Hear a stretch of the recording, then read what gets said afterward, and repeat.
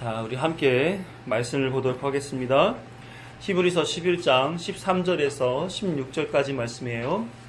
히브리서 11장 13절에서 16절 말씀. 한 목소리를 읽어봅니다. 이 사람들은 다 믿음을 따라 죽었으며 약속을 받지 못하였으되 그것들을 멀리서 보고 환영하며 또 땅에서는 외국인과 나그네임을 증언하였으니 그들이 이같이 말하는 것은 자기들이 본향 찾는 자임을 나타냄이라. 그들이 나온 바 본향을 생각하였더라면 돌아갈 기회가 있었으려니와 그들이 이제는 더 나은 본향을 사모하니 곧 하늘에 있는 것이라.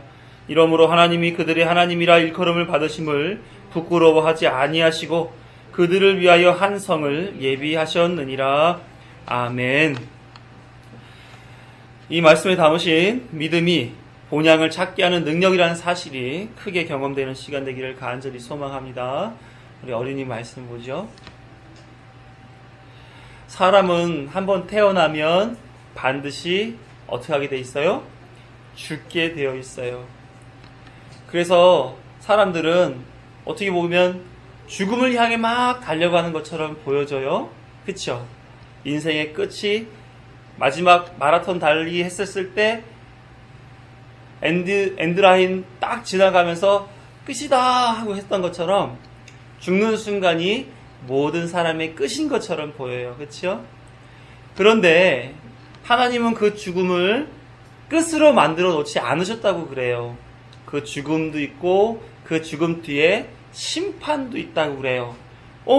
심판이라고 하면 너는 법을 어긴 사람이야. 너는 법을 잘 지켰어 라고 구별하는 거네요. 그렇죠?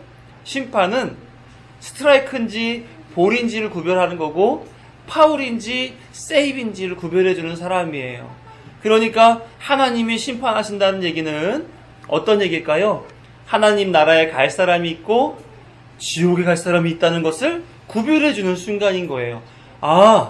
그러면 우리는 어떻게 된다는 얘기예요? 사람은 죽으면 하나님의 심판을 받아서 어떤 사람은 천국에 가고 어떤 사람은 지옥에 가게끔 되는 그 일을 맞닥뜨린다는 얘기예요. 그러면 누구는 지옥 가고 누구는 천국 갈까요? 누구는 지옥 가고 누구는 천국 갈까요? 하나님이 믿음을 준 사람들은 천국에 가고 하나님이 믿음을 주지 않은 사람들은 다 지옥에 가게 되는 거예요. 하나님이 그 심판을 주관하시는 분이에요. 그쵸? 심판을 열고 그 심판에서 너는 이쪽, 너는 이쪽 구별하시는 분이에요. 그분이 심판하는 데 있어서 기준이 되는 그 믿음을 준다는 것은 그 믿음을 가진 사람들에게는 어떠한 일일까요?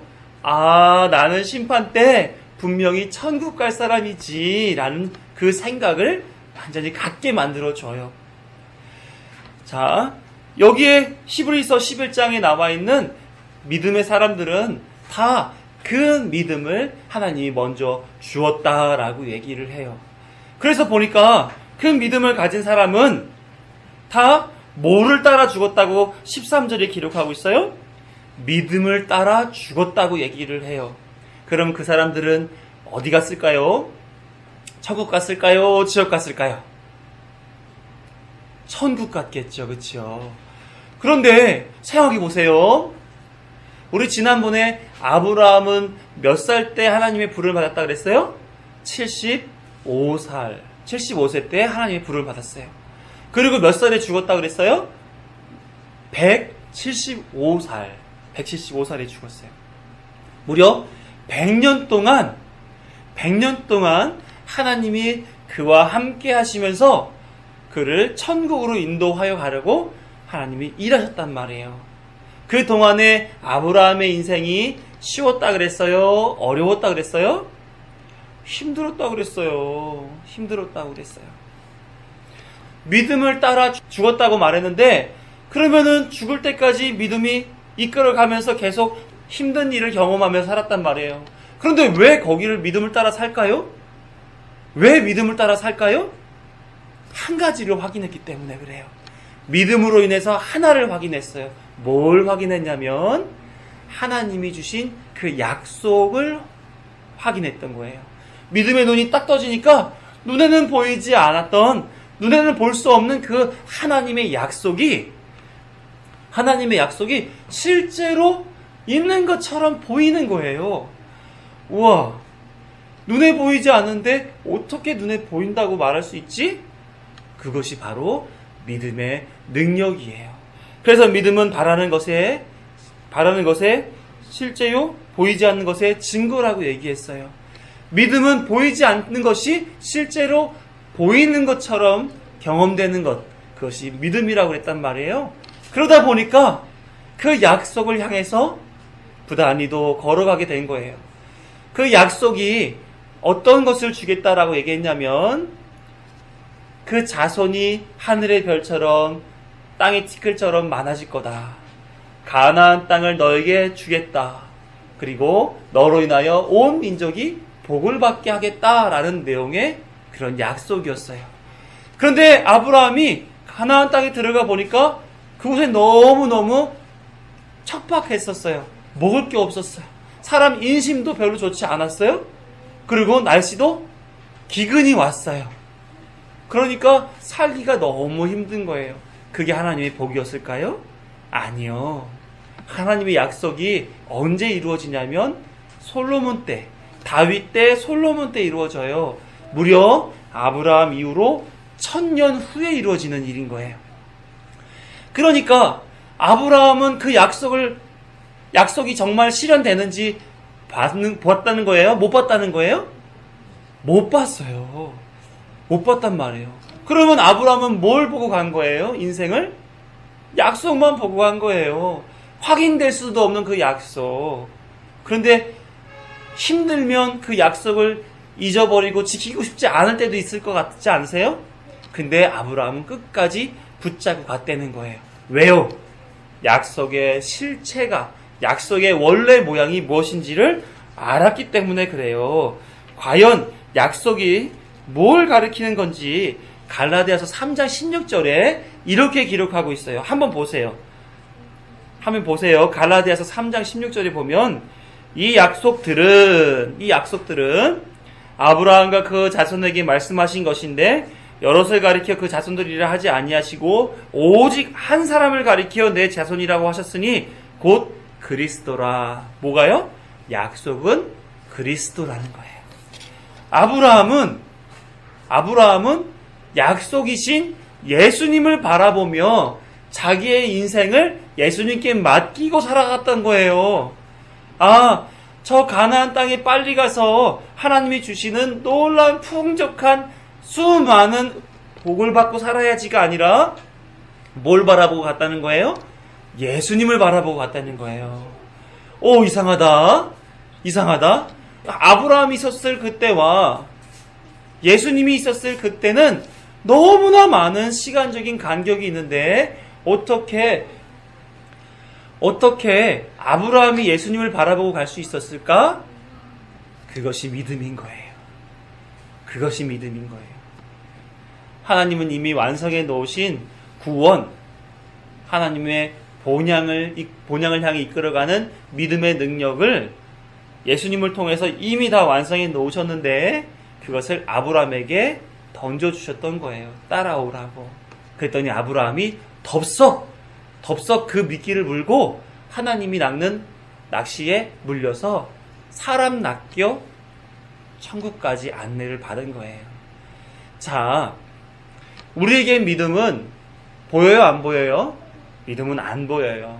근데 하나님이 믿음을 주셨다는 것은 왜 그럴까요? 뭘 바라보라고? 약속이신 예수 그리스도를 바라보고 살라고 주시는 거예요. 우리 어린이들은 믿음이 있어요, 없어요? 믿음이 있어요, 없어요? 믿음이 있어요. 하나님이 이 자리로 불러주셔서 여러분들에게 말씀을 듣게 해주시는 것은 이미 믿음이 있다는 증거인 거예요. 우리 어린이들 말씀을 들으면 들을수록 누굴 바라봐야 되는 거예요? 예수님을 바라보게 되어 있는 거예요. 예수님을 향해서 마음을 두고 예수님이 하시는 그 일에 관심을 가지고 그 예수님이 하신 그 일들로 인해 주어지는 하나님의 은혜, 본향을 향해 가는 거, 천국 가는 거, 그것에 관심 가지고 살도록 하나님이 이끌어가고 계신 거예요. 우리 어린이들 믿음 있는 어린이잖아요.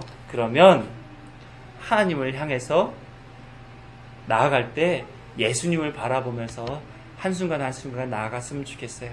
예수님이 여러분들의 약속이 되어주셔서 끌어주시는 거예요.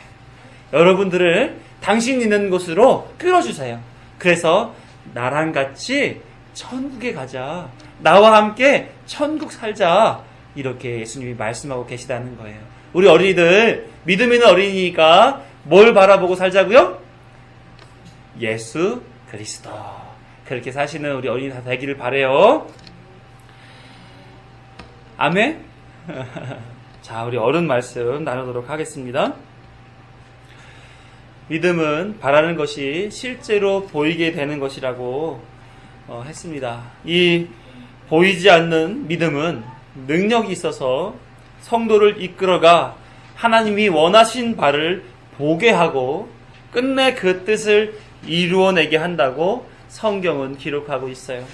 실제로 이루어진 이 믿음의 선진들의 삶 속에서 우리가 볼 수 있는 것들이 있죠.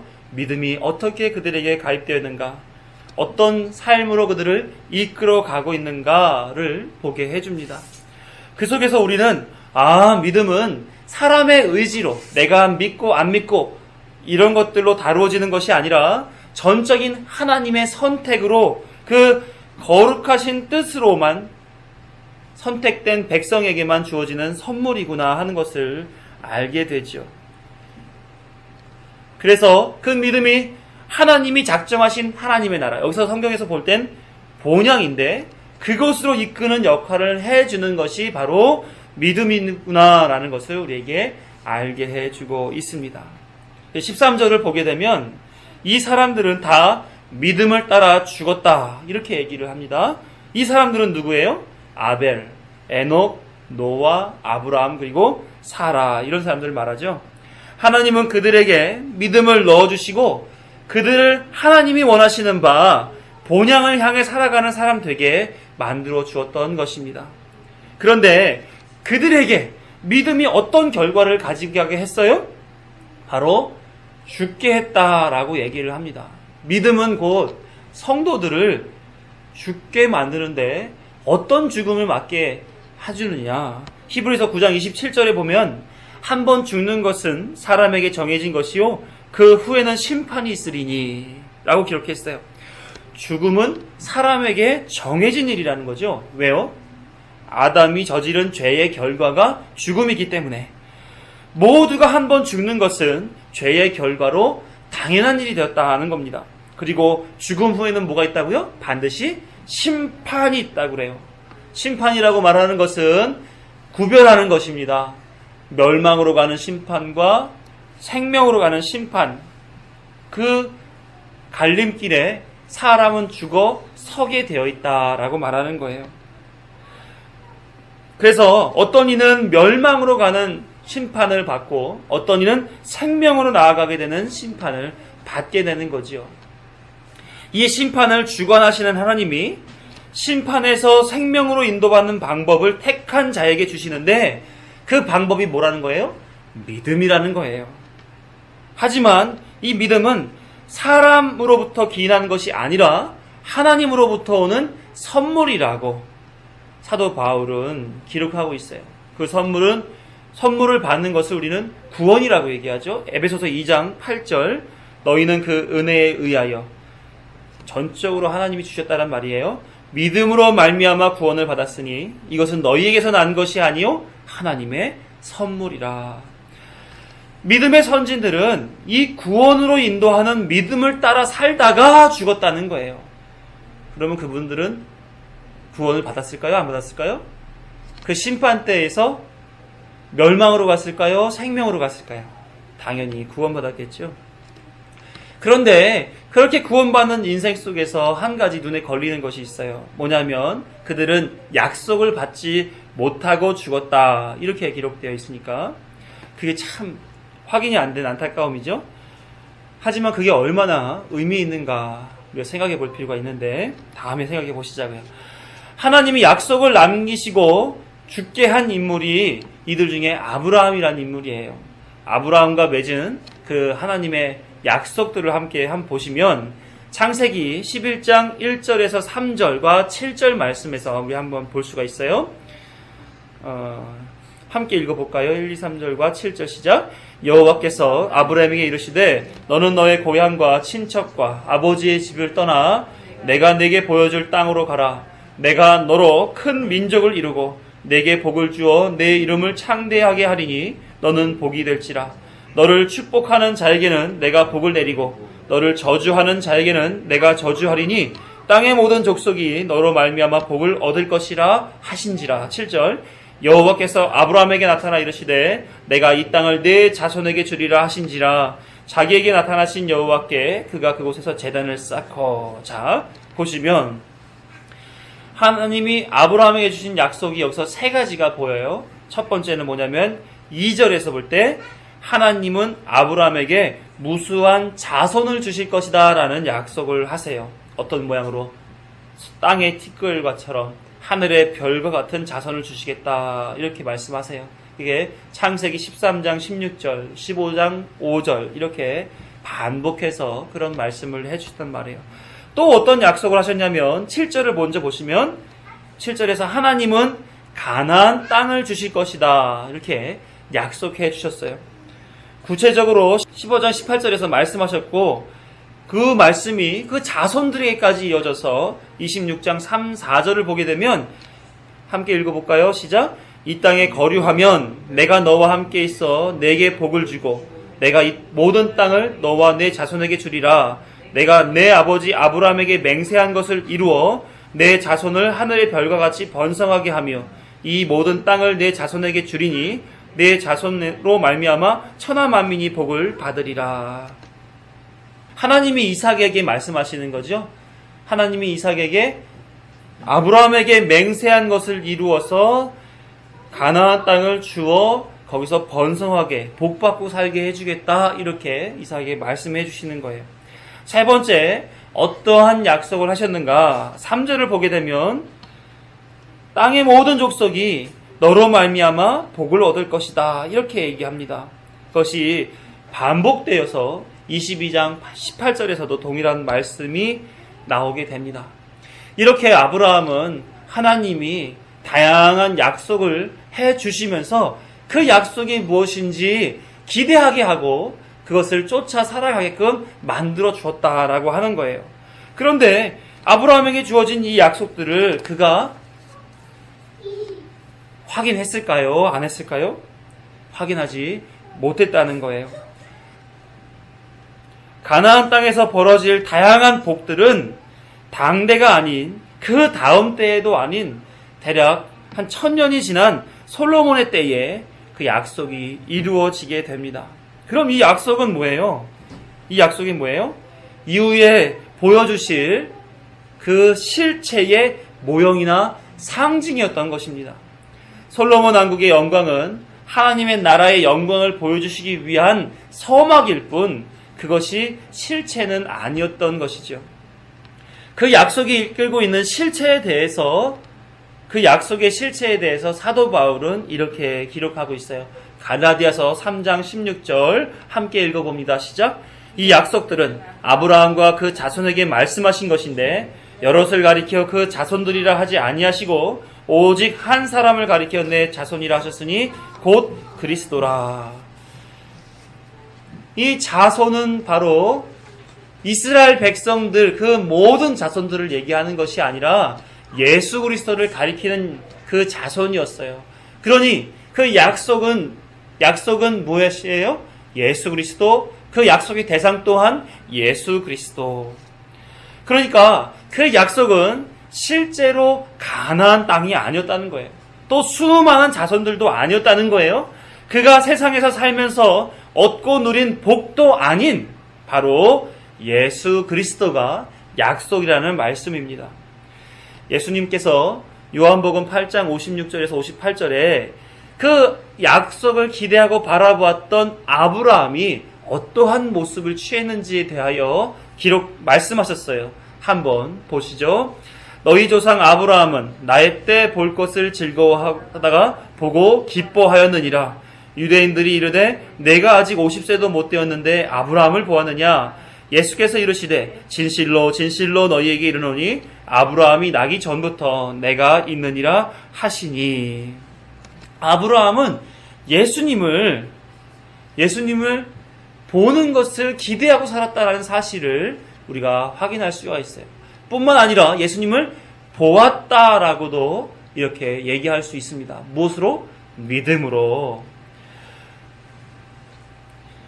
그래서 예수님은 아브라함이 본 약속이 눈에 보이는 것이 아니라 눈에 보이지는 않지만 존재하셨던 자신을 보고 즐거워했더라라고 얘기해 주고 있는 거예요.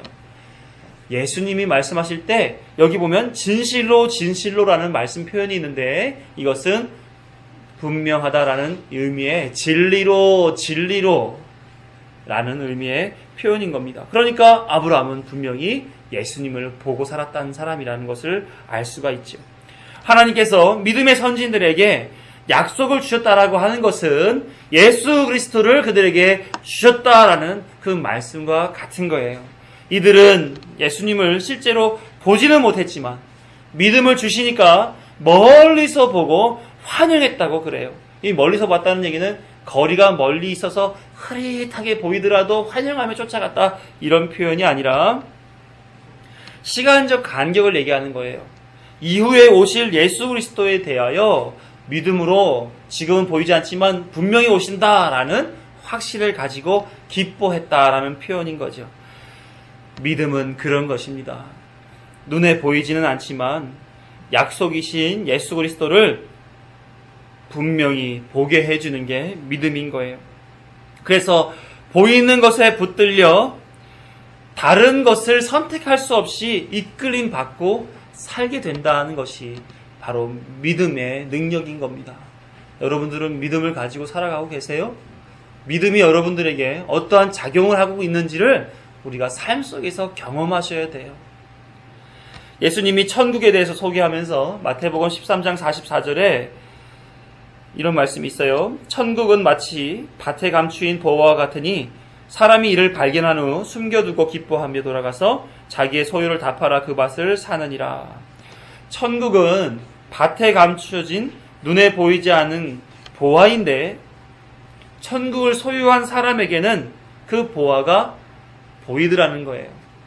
이를 발견한 사람이 다시 숨겨두고 자기 소유를 다 팔아 산다고 하면 그것을 숨겨놓았던 밭주인이 바보처럼 그 보화와 그냥 떨이로 같이 그 땅을, 그 밭을 팔겠어요?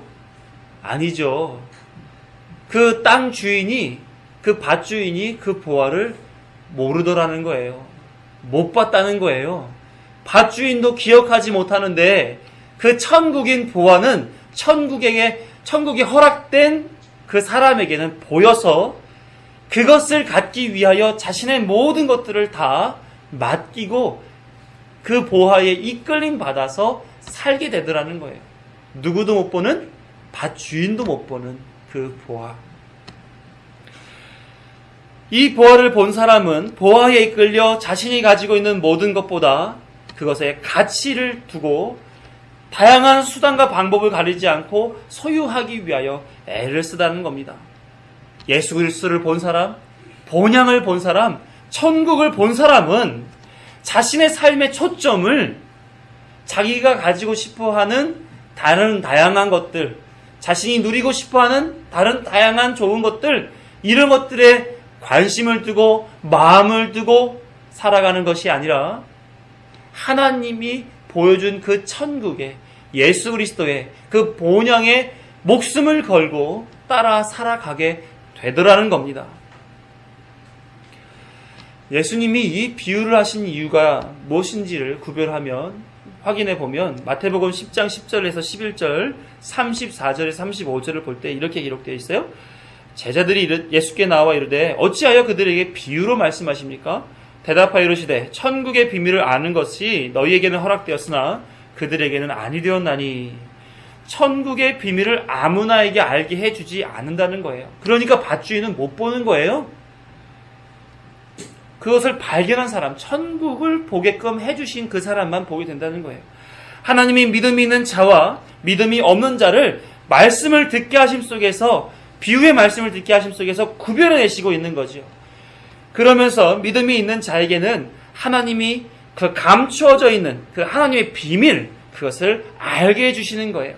마치 아무도 발견하지 못한 보화인데 믿음이 있는 자에게는 발견하게 하고 말씀의 모든 삶을 다하도록 그 말씀을 소유하기 위해 살게 하신다라고 하는 거예요. 34절을 또 읽어보면 예수께서 이 모든 것을 무리에게 비유로 말씀하시고 비유가 아니면 아무것도 말씀하지 아니하셨으니 이는 선지자를 통하여 말씀하신 바 내가 입을 열어 비유로 말하고 창세부터 감추인 것을 드러내리라 함을 이루려 하심이라. 그러니까 믿음이 있는 사람에게는 약속이 눈에 보이게 되는 거예요. 예수님이 눈에 보이게 되는 거예요. 비유로 말씀하셨는데 그 비유의 말씀이 예수님의 실체를 보게 해준다니까요. 그게 왜요? 선지자를 통하여 말씀하신 바, 예언한 거죠. 이미 말씀에 기록된 것처럼 그 방식으로 내가 나를 보여줄 거야. 내가 천국을 보여줄 거야. 내가 예수 그리스도를 보여줄 거야. 그러니까 성경에 나와 있는 이 글자 그대로를 받아들이는 사람들은 그것은 비유의 그 스토리를 보죠. 그러나 이 속에 담겨져 있는 말씀의 진의를 보는 사람은 그 속에서 예수 그리스도를 보는 거예요. 그래서 늘 항상 비유의 말씀일지라도, 아니면 역사의 어떠한 스토리랄지라도, 아니면 예언의 묵시의 말씀일지라도, 아니면 하나님을 찬송하는 그 찬송시 안에서도 예수 그리스도를 확인하게 된다는 거죠. 그래서 하나님이 그 예수님을 통하여 나에게 본향을 주시겠구나 하는 것을 확인하게 만들어준단 말이에요. 그러니까 아브라함도 하나님과 교제를 통하여, 하나님 주신 그 약속을 통하여, 나에게 하나님이 약속하신 바 예수 그리스도를 보여준 것이요 본향을 향해 살아가게끔 하시고 계시는구나 하는 것을 알게 된단 말이에요. 그러니까 믿음의 선진들은 이 믿음이 이끄는 대로 살다가 그 약속만 바라보고 그 예수 그리스도만 바라보고 그 본향을 향해서 살아가게 되었다는 겁니다. 아브라함은 믿음이 이끄는 대로 살다가 그 삶 중에서 사라의 죽음을 맞습니다. 인생의 종착점을 경험하는 거죠. 그때 아브라함의 고백을 들어보면 뭐라고 자신을 소개하는지 창세기 23장 4절에 나는 당신들 중에 나그네요 거류하는 자이니 이렇게 표현하면서 자신은 이 땅의 뜻을 두고 목적을 두고 삶의 가치를 두고 사는 자가 아니라 나는 잠시 잠깐 살다 지나가는 나그네요 거류자다라고 소개하고 있어요. 사람의 삶과 죽음을 보니 이 땅에서 살겠다고 애쓰는 모든 것이 헛되다라고 하는 사실을 알게 되는 거예요. 사라의 죽음을 보니 인생이 허망하구나. 죽음으로 끝나 아무런 의미 없이 사라져 가게 되겠구나. 이것을 확인하게 된 거죠. 죽음으로써 이 땅에서의 가치가 다 사라지는데 이 땅에 의미를 두고 살아가는 것이 어떤 의미가 있는가 이 생각을 하게 된 거죠. 그러면서 아브라함은 죽음에 대하여 초연한 자가 되고 맙니다. 이 말씀은 오늘 본문에서 외국인과 나그네라고 소개한 바와 같아요. 그렇죠? 나그네요 거류하는 자다. 히브리서에서는 외국인과 나그네다 이렇게 얘기하는데 같은 표현입니다. 그럼 아브라함이 표현한 이 외국인과 나그네라는 의미를 좀 보게 되면 외국인이라는 헬라어는 크세노이라고 하는 표현이에요. 외부인을 지칭할 때 사용하는 말인데 여기는 지금처럼 어떤 한 공동체에 외부인으로서 소속되어 있지 않은 사람을 말하는 것이 아니라 경멸하는 표현이에요. 그러니까 여기에 적합하지 않은 자야! 속할 수 없어 당신은! 이런 식의 표현으로서 자신을 두고 얘기한단 말이에요. 또 거류자, 이 나그네라고 하는 말은 헬라어 파레피테모이라는 표현인데 어떤 목적지를 향해 그곳을 그냥 거쳐 지나가는 사람을 얘기를 해요. 그러니까 일시적으로 투숙하는 사람 또는 집이 없는 사람, 이런 사람을 거류자, 나그네 이렇게 표현한단 말입니다. 그러니까 아브라함은 그 당시 헷 족속, 그 가나안 땅 사람이죠. 헷 족속 사람에게 이 땅을 구입하려고 하지만 자신은 나는 이 땅에 적합하지 않은 사람이요, 이 땅에 속하지 않은 사람이요, 이 땅에 거처할 자 되는 사람이 아니라는 것을 자신의 신분 의식으로 알고 있으면서 그들에게 말을 하게 된 것입니다. 이는 그 후손들에게서도 동일하게 나타나요. 창세기 28장 4절을 보게 되면 이삭이 야곱에게 축복의 말씀을 전할 때 이렇게 말을 합니다. 4절을 보면 아브라함에게 허락하신 복을 내게 주시되 너와 함께 내 자손에게도 주사 하나님이 아브라함에게 주신 땅 곧 내가 거류하는 땅을 내가 차지하게 하시기를 원하노라. 아브라함 인식 속에 뭐라는 거예요? 자기가 거류하는 땅이니까 거류하는 사람이란 얘기죠. 또 야곱에게도 너도 이 땅에 거류하는 사람이야 라고 지금 가르쳐주고 있어요. 그 후손들에게서도 나타나는데 거기만 나타나는 게 아니에요. 시편을 보시게 되면 다윗도 자신을 그렇게 시편 시에 여러 차례 내용을 담아 놓습니다. 대표적인 말씀 시편 39편 12절을 함께 보시면 여호와여 나의 기도를 들으시며 나의 부르짖음에 귀를 기울이소서. 내가 눈물 흘릴 때에 잠잠하지 마옵소서. 나는 주와 함께 있는 나그네이며 나는 모든 조상들처럼 떠도나이다.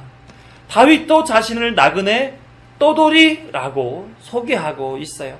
신약에 와서도 베드로가 이렇게 말을 합니다. 베드로전서 2장 11절 같이 읽어봅니다. 시작. 사랑하는 자들아 거류민과 나그네 같은 너희를 권하노니 영혼을 거슬러 싸우는 육체의 정욕을 제어하라.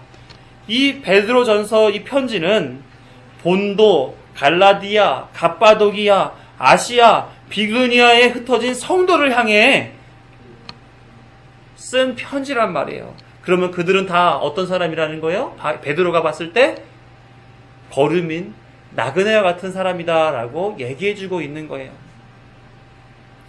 믿음이 그들에게 가입되므로 이 땅에서 이 거류민, 이방인, 외국인, 나그네와 같은 신분으로 살아가고 있는 것입니다. 본향을 향해 나아가고 있는 거죠. 믿음으로 사는 사람은 이 나그네의 신앙이 있는 사람입니다. 철저히 하나님이 주신 약속, 그 예수 그리스도만 향해 바라보고 살아가는 사람들인 거예요. 그래서 그런 사람들을 보면 삶의 죽음의 아주 초연한 모습을 보여주는 것을 볼 수가 있어요. 엊그제 제가 아끼는 집사님이 소천하셨습니다. 그분이 아내 되시는 권사님과 매우 가까운 사이인데 그러시는 거예요. 살아계실 때에는 당뇨 합병증으로 얼굴이 새카맣고 하루하루 힘겹게 살아가셨는데 돌아가실 때 보니까 너무나 편안하고 얼굴도 하얗게 그런 모습으로 돌아가시더라는 거예요. 그리고 장례 이틀, 3일을 보내면서 이틀 동안 그렇게 눈물이 많이 나더니 화장을 하고 유골을 안치하면서는 눈물도 나지 않더라는 거예요. 천국 입성을 생각하면서 너무 감사한 마음이 들더라는 거죠. 권사님도 남편의 죽음에 대해서는 아깝지만 감사할 일로 죽음에 대하여 삶에 대하여 초연해진 거예요. 믿음으로 사는 사람에게는 이런 변화가 일어나게 된다라고 하는 것입니다. 한 말씀 우리 성경을 찾아볼까요? 에베소서 2장 19절이에요. 함께 읽어봐요. 시작. 그러므로 이제부터 너희는 외인도 아니요 나그네도 아니요 오직 성도들과 동일한 시민이요 하나님의 권속이라. 자, 결국은 하나님이 믿음으로 사는 사람들에게 어떠한 위치까지 가게 만들어 주시기 원하셨는가? 바로 이런 거예요.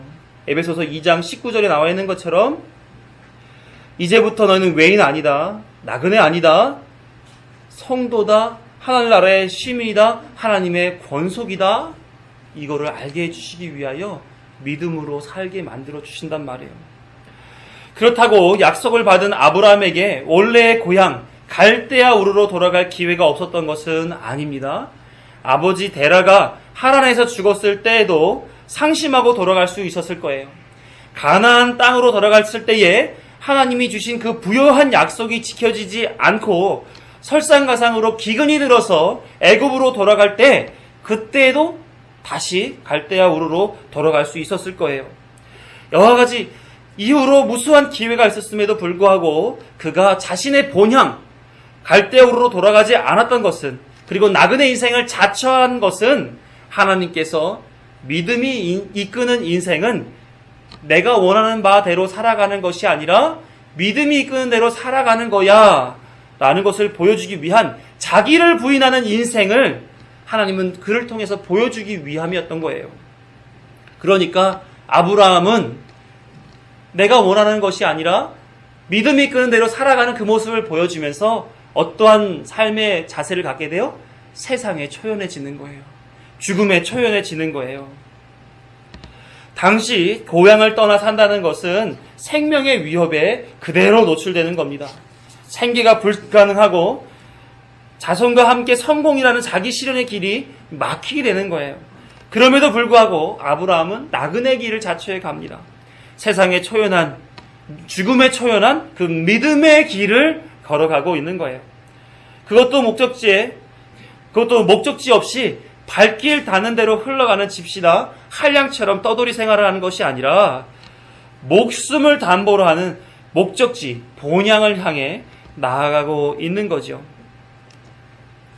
그러니까 아브라함을 통해서 우리는 교훈받을 수 있는 것들이 많은 거예요. 믿음이 이끄는 것이 무엇인가?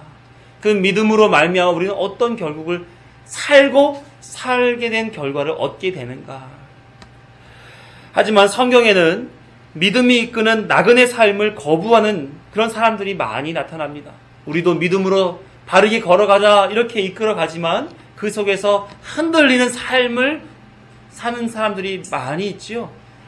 동일한 성정의 사람들인 거예요.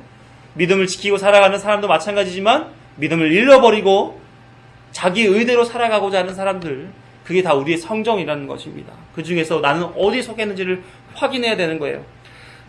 대표적인 사람으로 몇을 소개하려고 하는데, 롯의 아내는 소돔이 불심판을 받을 때에 선택된 사람처럼 롯과 함께 탈출하게 돼요.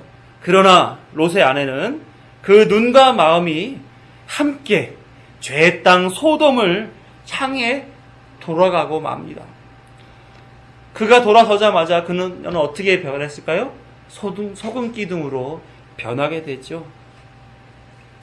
하나님이 그녀의 불신앙을 심판하고 마신 것입니다. 또 이스라엘 백성들이 출애굽을 하면서 반복적으로 어떤 말을 얘기했었나요? 민수기 11장 4절에서 6절을 보게 되면 그들 중에 섞여 사는 다른 인종들이 탐욕을 품음에 이스라엘 자손도 다시 울며 이르되 누가 우리에게 고기를 주어 먹게 하리야? 우리가 애굽에 있을 때에는 값없이 생선과 오이와 참외와 부추와 파와 마늘들을 먹은 것이 생각나거늘 이제는 우리의 기력이 다하여 이 만나 외에는 보이는 것이 아무것도 없도다 하니. 하나님이 주신 양식이 뭐예요? 만나잖아요. 믿음으로 만나를 먹으면서 생명을 연장해야 되는 거예요. 하지만 그들은 뭘 기억합니까? 자신이 배고프고 자신이 힘들고 자신이 굶주리게 되니까 과거 애굽에서 있었던 그 일들을 기억하게 됩니다. 그리고 다시 돌아가려고 하는 거예요. 결국 이들은 어디에서 죽고 말아요? 다 출애굽 1세대들은 광야에서 죽고 맙니다.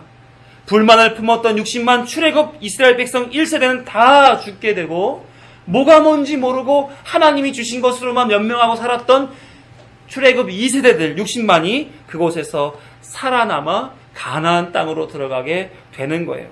하나님이 원하시는 것은 믿음으로 사는 거예요. 믿음으로 인하여 하나님이 주신 것에 만족하고 살아가는 삶을 원하시고 계셨던 것입니다.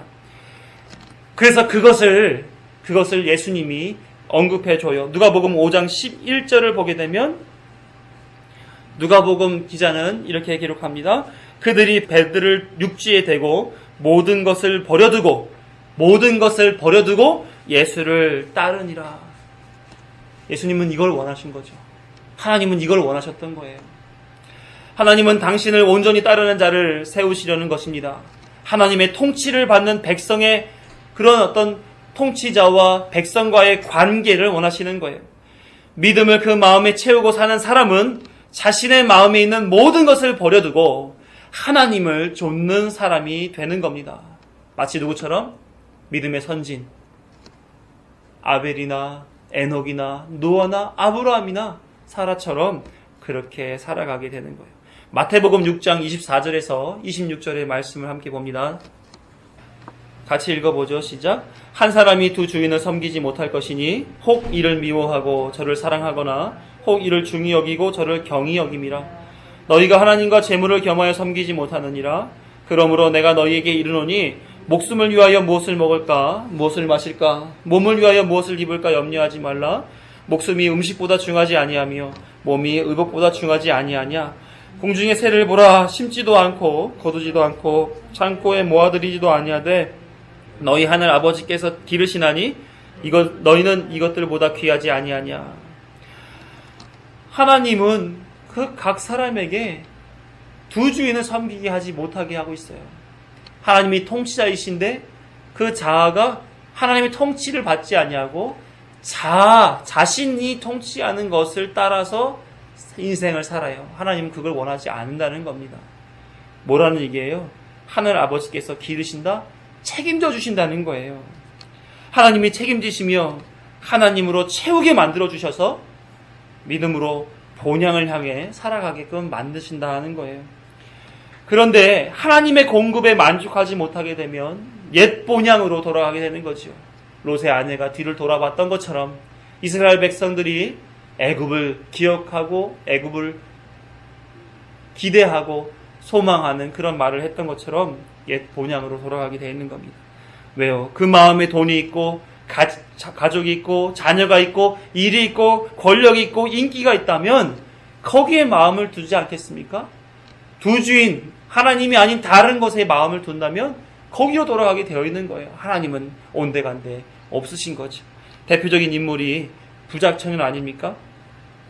부자 청년이 예수님을 찾아와서 영생은 어떻게 얻는 거예요? 라고 물어요. 예수님은 율법을 지키라고 말하자 그가 다 지켰는데 그럼 뭐 해야 됩니까? 예수님이 말씀하시죠. 내 소유를 다 팔아 가난한 자에게 나누어줘라. 그리고 나를 따르라. 그러자 청년은 근심하고 돌아갑니다. 왜 그랬을까요? 그 재물이 자기의 본향이었거든요. 그 본향을 버리고 쫓으라고 하니까 그게 영생을 얻는 방법이라고 하니까 어떻게 해야 되지? 라고 하면서 예수님께 붙는 것이 아니라 옛 본향으로 근심하여 돌아가고 있는 거예요. 그는 율법을 지키지 않은 게 아니었습니다. 예수님을 영생을 소개해 줄 뿐이라는 그 사실도 알고 있었어요. 그런데 그 마음의 주인은 예수님이 아니라 그 소유였던 것입니다. 우리도 그렇지 않습니까? 교회에 와서 예배드리지 않는 거 아니에요? 예수님을 모르는 것도 아닙니다. 예수님 믿으면 구원받는다는 사실도 알고 있어요. 그런데 예수님을 쫓아서 온전히 살아보십시오라고 말하면 그거나 잘 못 따릅니다. 왜요? 주인이 예수님이 아니시기 때문에 그렇죠. 히브리서 기자도 이 히브리서를 쓰게 된 원인이 당시 로마의 사회, 경제, 문화, 군사적으로 고통받았던 그 유대교에서 돌아온 회심자들, 그 사람들이 자꾸 다시 세상으로 나아가려고 하는 것을 막기 위해 쓴 거예요. 또 유대인들이 종교적인 핍박을 자꾸 하니까 유대교로 돌아가려고 하는 그 모습이 안타까워서 히브리서를 쓴 거 아닙니까? 계속해서 히브리서에서 말씀하시는 바가 뭐예요? 믿음으로 하나님이 주인 되신 그 사실을 인정하고 살아야 돼. 믿음으로 사는 것이 삶의 본질이야. 이것을 자꾸 얘기해주고 있는 거예요. 예수님은 마태복음 10장 37, 39절에서 이렇게 얘기합니다. 아버지나 어머니를 나보다 더 사랑하는 자는 내게 합당하지 아니하고 아들이나 딸을 나보다 더 사랑하는 자도 내게 합당하지 아니하며 또 자기 십자가를 지고 나를 따르지 아니하는 자도 내게 합당하지 아니하니라. 자기 목숨을 얻는 자는 잃을 것이요 나를 위하여 자기 목숨을 잃는 자는 얻으리라. 무슨 말씀입니까?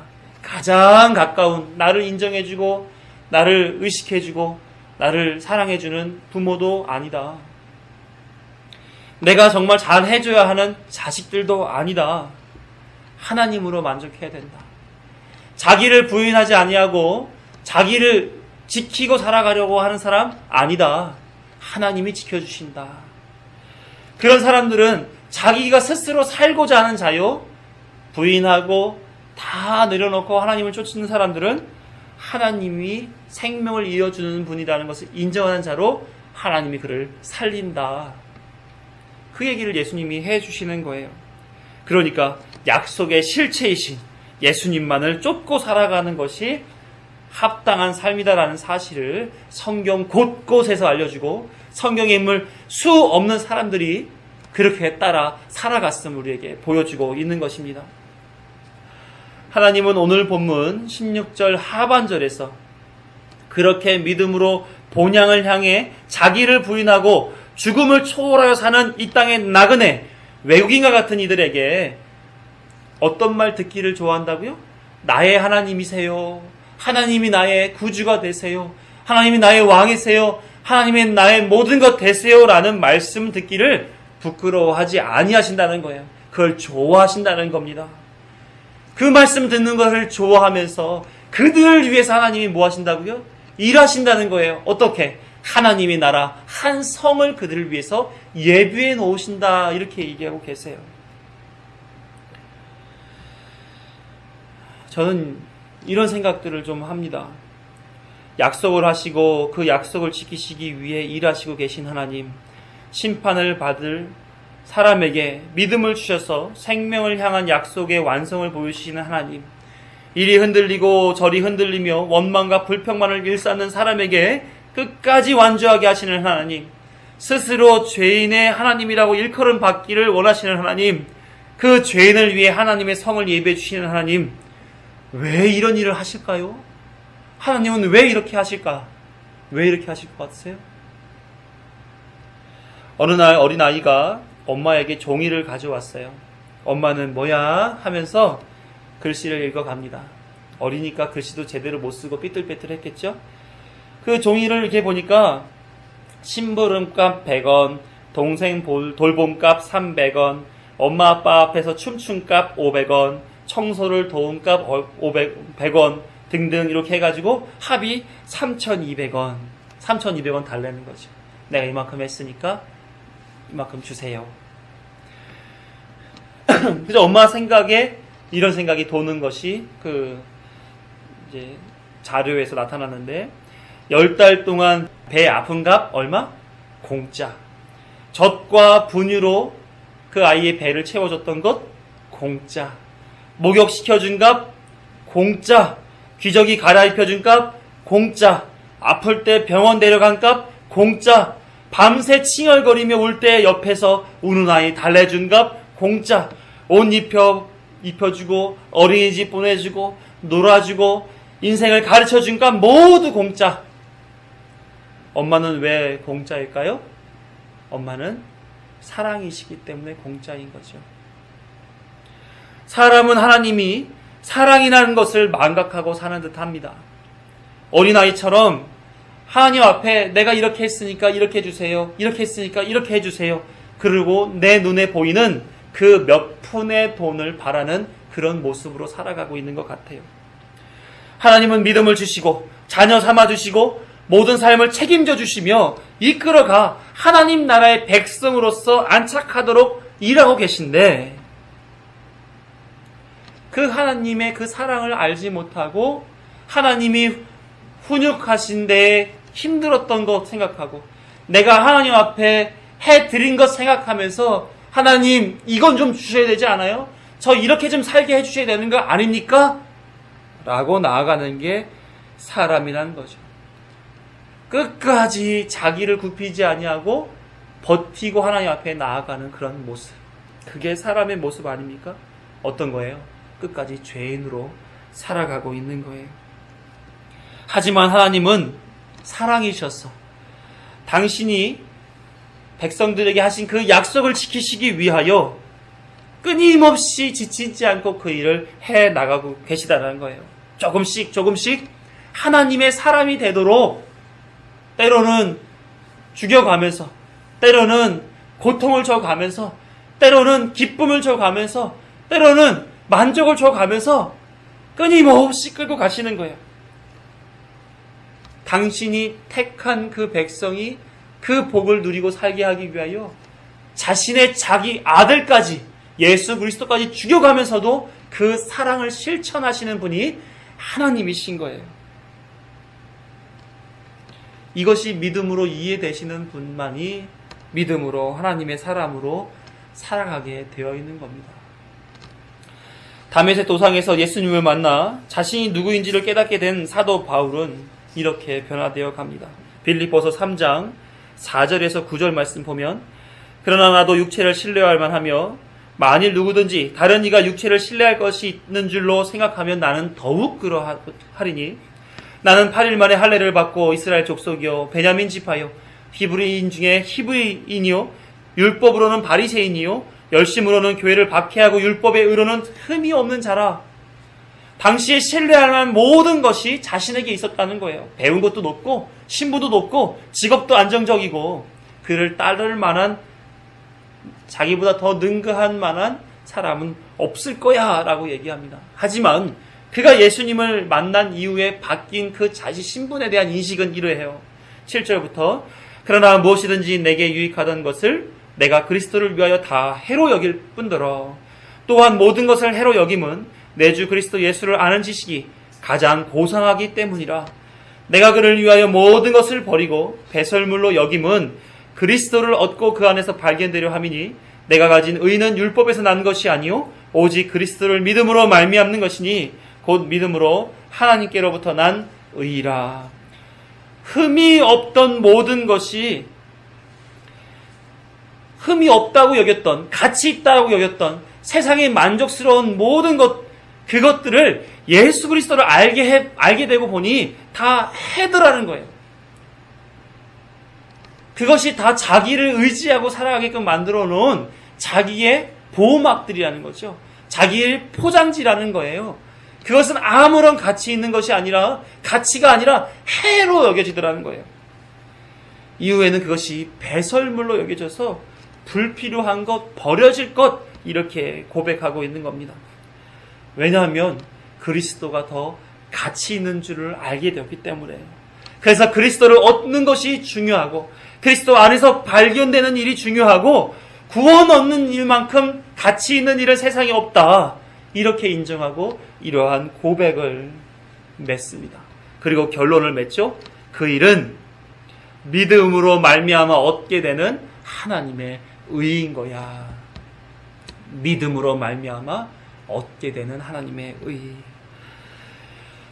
그래서 그가 인생을 살아갔을 마지막 무렵에 쓴 서신서 디모데후서를 보게 되면 4장 7절에서 이렇게 말합니다. 나는 선한 싸움을 싸우고 나의 달려갈 길을 마치고 믿음을 지켰으니. 사도 바울이 믿음을 지키기 위해 살아온 인생을 뭐라고 표현했어요? 싸우면서 달려왔던 인생이다. 끝까지 경주해야 하는 달려갈 길이다, 이렇게 소개하고 있습니다. 그 사도 바울의 인생 속에서, 이 표현 속에서 뭐가 느껴지세요? 치열하고 맹렬하고 경쟁적이고 고독하고 위태롭고 힘들고 어렵고 외롭고 이런 느낌이 들지 않으세요? 그의 인생이 얼마나 고되었을까 하는 생각이 들지 않으십니까? 그런데 사도 바울은 그 인생을 살았다는 거예요. 왜요? 8절에서 이렇게, 디모데후서 4장 8절에서 이렇게 얘기합니다. 이제후로는 나를 위하여 의의 면류관이 예비되어 있으므로 주 곧 의로운 재판장이 그날에 내게 주실 것이며 내게만 아니라 나타나심을 사모하는 모든 자에게도니라. 의의 면류관, 하나님이 예비한 한 성이 그에게 예비되어 있는 줄을 알므로 그 삶을 살았다는 거예요. 하나님이 의의 면류관, 본향, 구원, 한 성을 예비해 주셨기 때문에 그 삶을 살았다라고 고백하고 있어요. 그리고 이어서 하는 말이 자신뿐이 아니라 주의 나타나심을 사모하는 그 약속을 붙잡고 살아가는 믿음의 선진들이 살았던 방법이죠. 그렇게 사는 자에게도 동일하게 그것을 줄 것이다 라고 소개하고 있어요. 사랑하는 성도 여러분, 우리에게도 본향을 향하게 하시는 하나님의 믿음이 있는 줄을 믿습니다. 이 믿음이 우리의 영혼을 구원해 주시기 위한 하나님의 선물이라는 것도 믿습니다. 이 믿음이 붙잡혀 살시는 우리가 되기를 간절히 소망해요. 지금이라는 시간은 우리를 힘겹게 만들어 줍니다. 그리고 언젠가는 죽게 만들 것입니다. 하지만 이 고통의 나날들이 기쁨이 될 수 있는 것은, 죽음이 우리의 생명의 끝이 아닐 수 있는 것은 우리에게 허락해 주신 그 믿음 때문에 그럴 것입니다.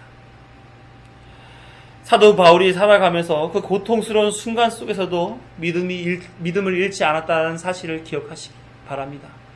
믿음의 선진들도 그 본향을 향해서 고통스러운 인생 속이지만 나그네처럼, 외국인처럼, 거류자처럼 살아왔던 것을 기억하시길 바라요. 그 기억 속에서 우리는 끊임없이 믿음을 확인하게 될 것이고 기쁨을 누리게 될 것입니다. 믿음으로 기뻐하시는 우리가 되길 바랍니다. 이 세상을 이기는 승리는 오직 믿음뿐이라고 요한 사도는 말했습니다. 믿음의 선진들이 믿음으로 인해 나그네 인생으로 세상을 이기고 그리스도를 향해 나아갔던 것처럼 우리도 주어진 모든 삶에서 세상을 이기는 나그네의 걸음을 걸어가야 될 것입니다. 그리고 잠시의 근심과 염려들을 넘어 초연한 진정한 기쁨을 누리는 인생이 되시자고요. 마지막으로 말씀 한 구절만 읽고 마치겠습니다. 베드로전서 1장 9절, 이것이 우리에게 주신 하나님의 약속인 줄 믿습니다. 함께 읽어요. 시작. 믿음의 결국 곧 영혼의 구원을 받음이라. 반드시 하나님은 약속하신 바를 이루어 주실 것입니다. 기도하겠습니다.